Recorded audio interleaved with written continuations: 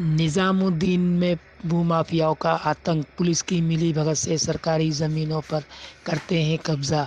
अब तक करोड़ रुपए की सरकारी ज़मीनों पर इन भूमाफियाओं का कब्जा था।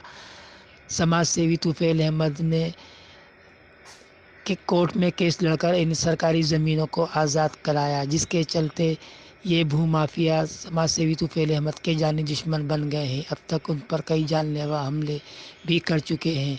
समाज सेवी तुफैल अहमद का कहना है, जब तक ये सरकारी ज़मीनों पर कब्ज़ा करना ख़त्म नहीं करेंगे, मैं इनका पीछा नहीं छोड़ूंगा। इसी तरह मैं इनके ख़िलाफ़ कोर्ट में केस लड़ता रहूँगा और सरकारी ज़मीनों को इनके चुंगल से आज़ाद कराता रहूँगा। सर आपका नाम? मेरा नाम मोहम्मद तुफ़ैल ख़ान और मैं एक सोशल एक्टिविस्ट हूँ।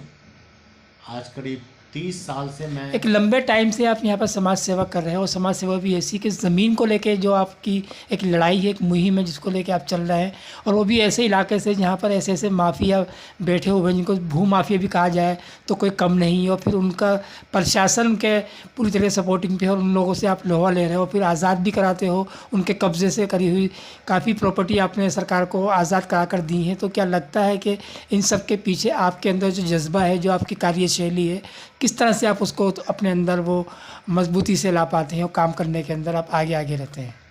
देखिए, जहाँ तक ज़मीन का सवाल है,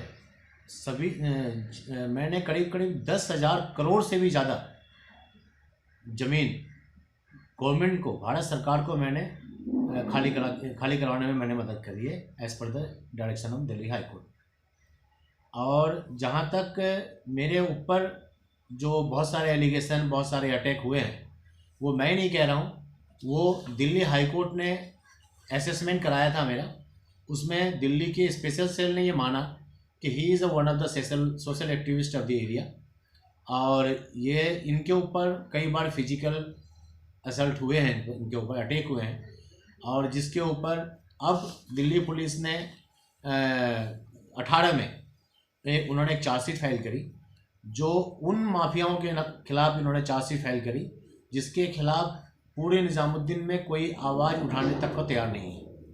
वो इतने बड़े बड़े माफिया लोग हैं, और इवन कि पुलिस चाह के भी उनके खिलाफ कोई कार्रवाई नहीं कर सकती, क्योंकि उनके ऊपर दिल्ली पुलिस के ही बड़े अफसर का हाथ है। और जो भी निज़ामुद्दीन में एसएचओ आते हैं, वो समझिए एसएचओ को इतनी अच्छी तरह से वो काबू कर लेते हैं।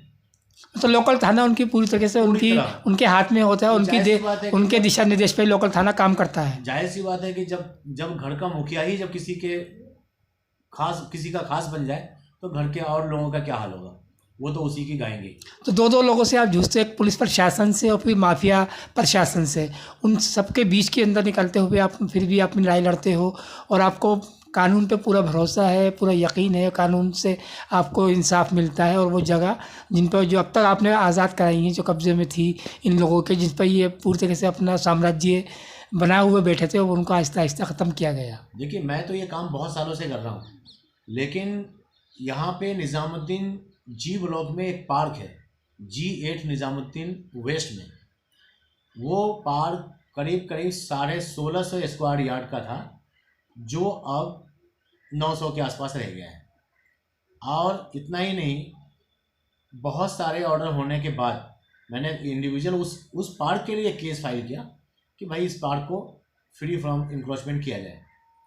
तो उसके इन बिटवीन पार्क का जो झमेला ही है, पार्क काफ़ी लोग पार्क के लिए परेशान होते हैं। तो निज़ामुद्दीन के कुछ लोगों ने कंप्लेंट डाली कि भाई ये पार्क जो है ये खाली होना चाहिए, और हमारे बच्चों को पार्क में खेलने नहीं दिया जाता। तो उसमें MCD, DDA, दिल्ली पुलिस, एक चाइल्ड प्रोटेक्शन वाले, उन्होंने सभी ने गाना में एक इंस्पेक्शन किया, और उसके बाद ये कहा कि भाई इस पार्क को इंक्रोचमेंट फ्री करवाओ, क्योंकि ये पार्क जो है 50% से ज़्यादा इंक्रोच हो गया है, और इसको खाली करो। वो लेके हमने एक CM फाइल कर, हमारे बीवी वाले बच्चों को मारा। वो सब फुटेज लेके जब मैं हाई कोर्ट पहुँचा हूँ, तब जाके हाई कोर्ट ने जब ACP और SHO साहब को बुला के जब फटकार लगाई, तब जाके उन्होंने चार्जशीट में सबका नाम दिया। और ये सारे माफिया अभी तक ट्रायल फेस कर रहे हैं। खैर, अपने समझदारी से अपना डिले टैक्टिक्स अपनाते रहते हैं, और अभी तक चार्ज फ्रेम नहीं हो पाया है। मुमकिन है कि चार्ज फ्रेम भी होगा और ये जेल भी जाएंगे, और इंशाल्लाह मैं तो डरने वाला हूँ नहीं, क्योंकि मैं तो भाई कानून का पुजारी हूँ। और जो अपने देश के कानून से और अपने कोर्ट से मैं इतना सेटिस्फाई हूँ जो मैं सोच भी नहीं सकता हूँ। इवन कि देखिए दिल्ली हाई कोर्ट